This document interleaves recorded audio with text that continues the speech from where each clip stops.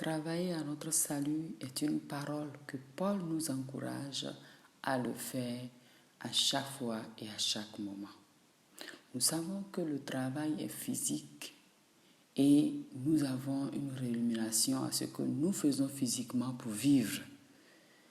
Et aussi le travail est spirituel. Donc nous devons aussi faire un travail spirituel en tant qu'enfants de Dieu. La Bible nous déclare que pour être enfant de Dieu, il faut naître de nouveau. Et Nicodème va poser cette question à Jésus, mais comment faut-il naître de nouveau? Et Jésus va lui donner la réponse. Donc le salut, nous devons comprendre déjà que le salut est à 3 niveaux. Le salut instantané, le salut continu et le salut final. Et lorsque nous naissons de nouveau, comme Nicodème l'avait demandé à Jésus, nous devenons enfants de Dieu à la naissance. Et après avoir naître de nouveau, après avoir été enfants de Dieu, nous devons travailler à notre salut jusqu'à ce que nous devenions fils de Dieu. Être un enfant de Dieu est différent d'être fils de Dieu. C'est vrai que tous les hommes sur la terre, tous les êtres humains sont créés par Dieu. Nous sommes tous créatures de Dieu, mais nous ne sommes pas tous enfants de Dieu. Nous sommes tous enfants de Dieu lorsque nous recevons Jésus-Christ comme Seigneur et Sauveur, mais nous ne sommes pas tous fils de Dieu. C'est pour cela que Paul va demander à ce qu'on puisse travailler à notre salut.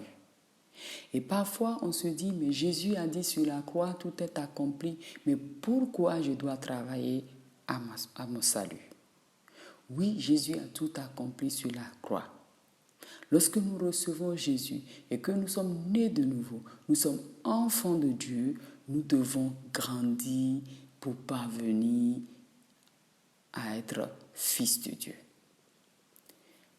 Comment est-ce que nous pouvons grandir?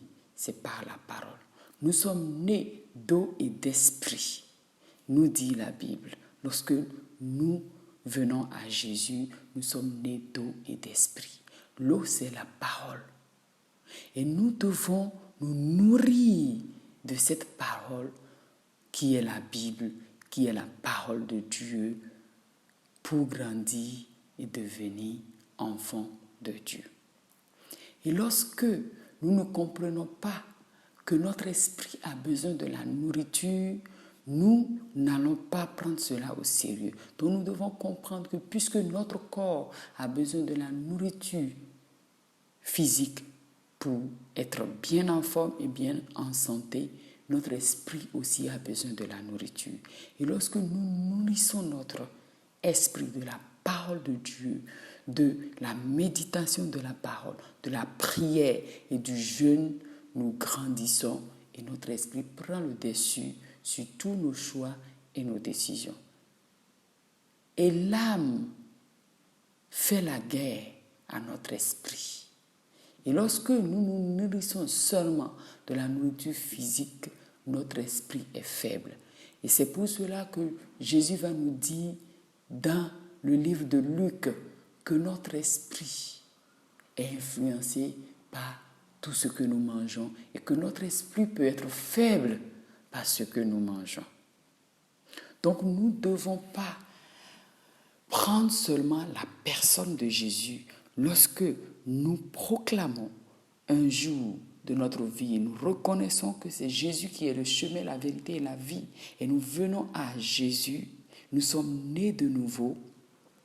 Le premier jour où nous avons fait ce pas avec le Seigneur, nous avons fait la paix avec Dieu, car depuis Adam et Ève, nous sommes en conflit avec Dieu par le péché. Donc lorsque nous venons à Jésus, nous faisons la paix avec Dieu au travers de Jésus. Donc ce premier pas nous permet de pouvoir être en contact avec Dieu et cet esprit de Dieu régénère notre vie. Donc la porte de notre esprit à notre corps, c'est l'âme.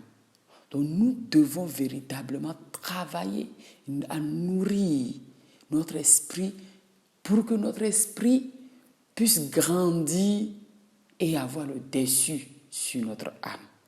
Et lorsque cela n'est pas bien géré, nous ne faisons pas bien ce travail par rapport à notre esprit, de le nourrir jusqu'à ce qu'il soit plus fort pour pouvoir commander notre âme. Si ce travail n'a pas été fait, notre âme aura le dessus sur notre esprit. C'est en cela qu'il y a de conflit entre notre âme et notre esprit. Donc je veux nous encourager que nous ne pouvons pas être enfants. La Bible va dire dans le livre de Galates que l'enfant ne peut rien faire, que tant que nous sommes enfants, nous ne pouvons pas hériter, nous ne pouvons pas combattre et nous ne pouvons pas obtenir certaines choses. Aucun enfant ne peut se tenir devant le juge pour réclamer son héritage. Donc la Bible nous déclare que nous sommes héritiers. Et un héritier, c'est quelqu'un qui est majeur, c'est quelqu'un qui grandit, ce n'est pas un bébé. Donc si nous disons que nous sommes enfants de Dieu, nous sommes nés de nouveau.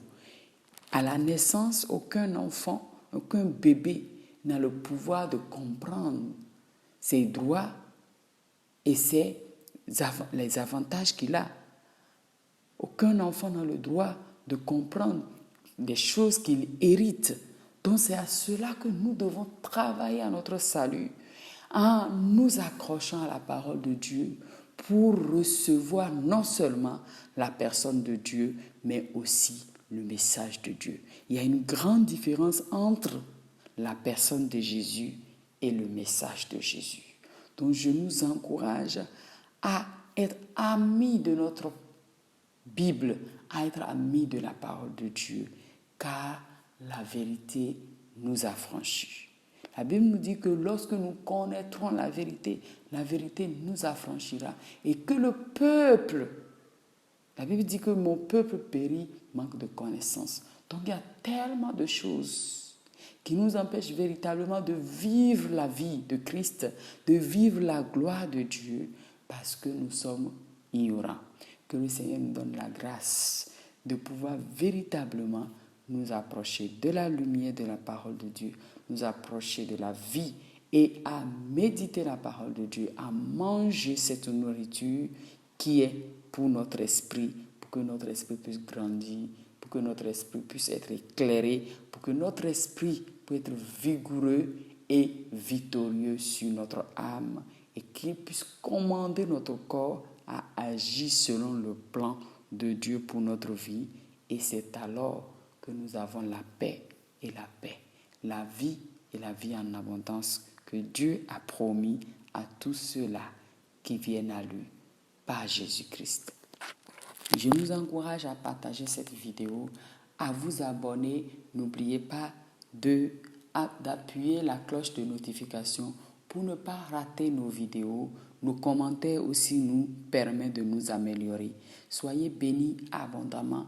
Que le Seigneur nous donne la grâce d'être conscients du travail que nous devons faire en obéissant à la parole de Dieu et en marchant selon cette parole. Nous ne pouvons pas recevoir seulement Jésus sans recevoir le message de Jésus. Le message de Jésus nous permet d'être victorieux en toutes choses. Au nom de Jésus, soyez bénis.